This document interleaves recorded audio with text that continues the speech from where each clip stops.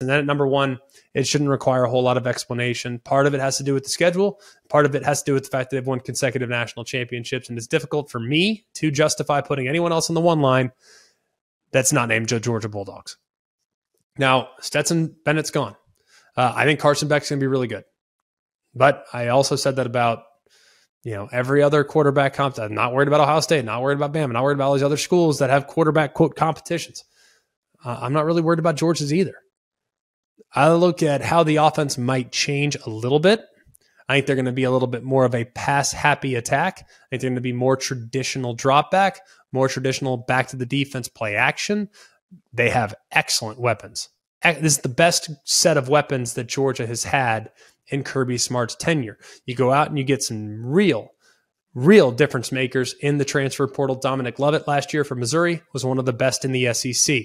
Ra Thomas, great top-end speed, great explosiveness for Mississippi State last year. He's going to be a featured guy as well. But we also know they have Ladd McConkey, who's a ridiculous route runner and has great top-end speed in his own right.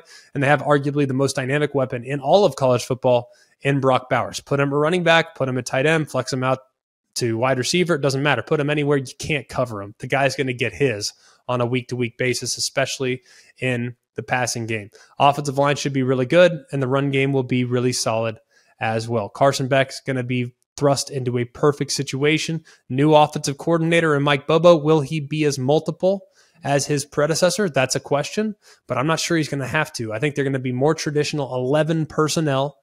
Last year, they were mostly 12 personnel, 1 running back, 2 tight ends. This year, I'm expecting a little bit more 11 personnel with the addition of the 2 wide receivers and the transfer portal. I'm thinking you get 1 tight end, 1 running back, 3 wide receivers, and boom.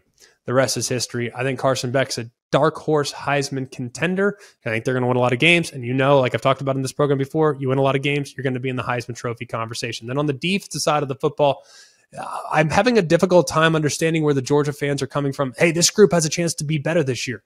I don't agree with that at all. But what is the likelihood, just out of sheer curiosity, what is the likelihood of you having a better defense in 23 than you had in 22 and 21? You might be. I hope you are, by the way.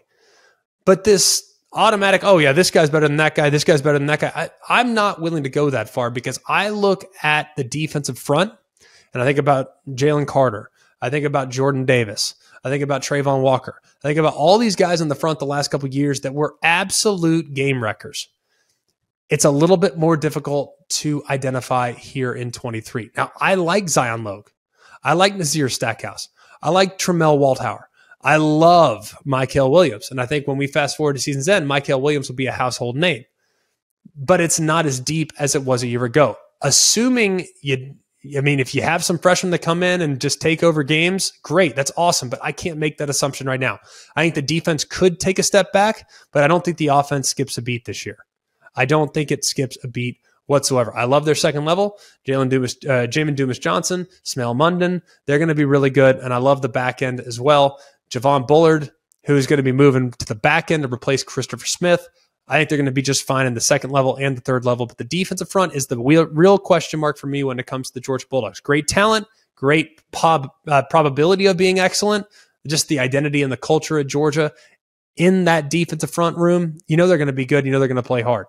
But will they be as much of a game breaker as they were the last couple of years? That's the real question that remains.